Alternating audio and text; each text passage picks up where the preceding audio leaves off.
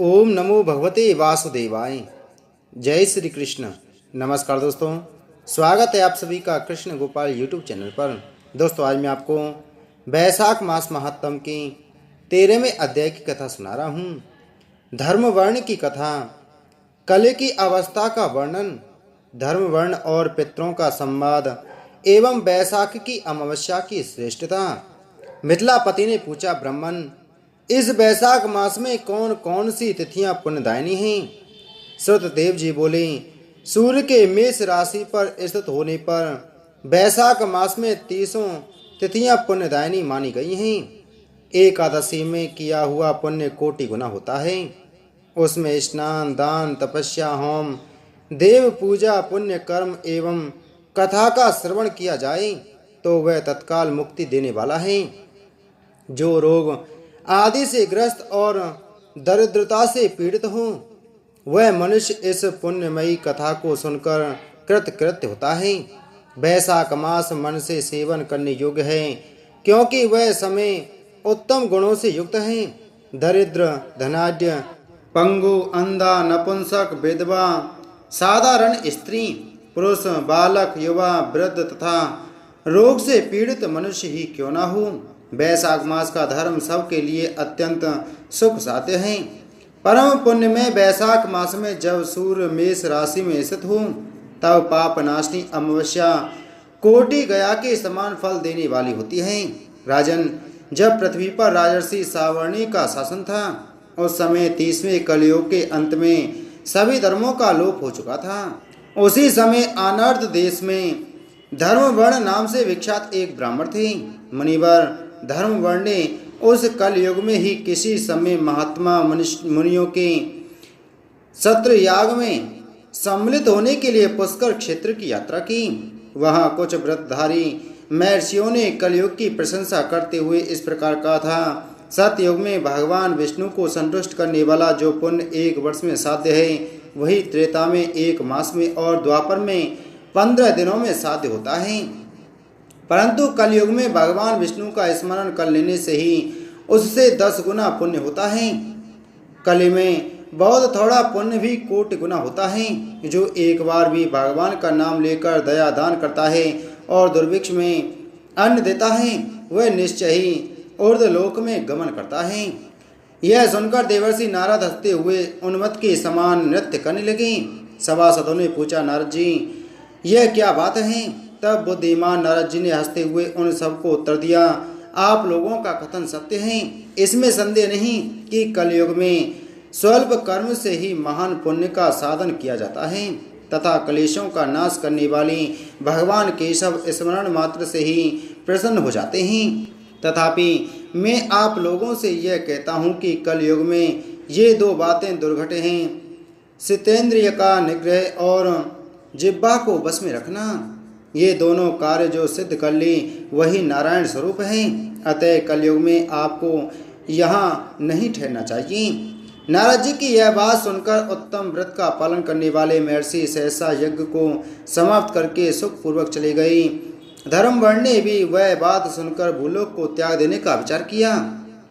उन्होंने ब्रह्मचर्य व्रत धारण करके दंड और कमंडलु हाथ में लिया और जटा वल्कलधारी होकर वे कलयुग के अनाचारी पुरुषों को देखने के लिए घर छोड़कर चल दिए। उनके मन में बड़ा विस्मय हो रहा था। उन्होंने देखा, प्राय मनुष्य पापाचार में प्रवृत्त हो बड़े भयंकर एवं दुष्ट हो गए हैं। ब्राह्मण पाखंडी हो चले हैं, शूद्र संन्यास धारण करते हैं, पत्नी अपने पति से द्वेष रखती हैं, शिष्य गुरु से बैर करता है, सेवक स्वामी के और पुत्र पिता के घात में लगा हुआ है। ब्राह्मण शूद्रवत और गौएं बकरियों के समान हो गई हैं। वेदों में गाथा की ही प्रधानता रह गई है। शुभ कर्म साधारण लौकिक कृत्यों के ही समान रह गए हैं। इनके प्रति किसी की महत्व बुद्धि नहीं है। भूत प्रेत और पिशाच आदि की उपासना चल पड़ी है। सब लोग मैथुन में आसक्त हैं और उसके लिए अपने प्राण भी खो बैठते हैं। सब लोग झूठी गवाही देते हैं। मन में सदा छल और कपट भरा रहता है। कलयुग में सदा लोगों के मन में कुछ और, वाणी में कुछ और तथा क्रिया में कुछ और ही देखा जाता है। सबकी विद्या किसी न किसी स्वार्थ को लेकर ही होती है और केवल राज भवन में उसका आदर होता है। संगीत आदि कलात्मक विद्याएं भी राजाओं को प्रिय हैं। कली में अधम मनुष्य पूजे जाते हैं और श्रेष्ठ पुरुषों की अवहेलना होती है। कली में वेदों के विद्वान ब्राह्मण दरिद्र होते हैं। लोगों में प्राय भगवान की भक्ति नहीं होती। पुण्य क्षेत्र में पाखंड अधिक बढ़ जाता है। शूद्र लोग जटाधारी तपस्वी बनकर धर्म की व्याख्या करते हैं। सभी मनुष्य अल्पायु दयाहीन और सठ होते हैं। कली में प्राय सभी धर्म के व्याख्याता बन जाते हैं और दूसरों से कुछ लेने में ही उत्सव मनाते हैं। अपनी पूजा कराना चाहते हैं और व्यर्थ ही दूसरों की निंदा करते हैं। अपने घर आने पर सभी अपने स्वामी के दोषों की चर्चा में तत्पर रहते हैं। कली में लोग साधु पुरुषों को नहीं जानते, पापियों की ही बहुत आदर करते हैं। दुराग्रही लोग इतने दुराग्रही होते हैं कि साधु पुरुषों के एक दोष का भी ढिंढोरा पीटते हैं और पापात्माओं के दोष समूह को भी गुण बतलाते हैं। कली में गुणहीन मनुष्य दूसरों के गुण न देखकर उनके दोष ही ग्रहण करते हैं। जैसे पानी में रहने वाली जोक प्राणियों के रक्त पीती है, जल नहीं पीती, उसी प्रकार जोक के धर्म से संयुक्त हो मनुष्य दूसरों का रक्त चूसते हैं। औषधियाँ शक्तिहीन होती हैं, ऋतुओं में उलटफेर हो जाती हैं। सौराष्ट्र में अकाल पड़ता है।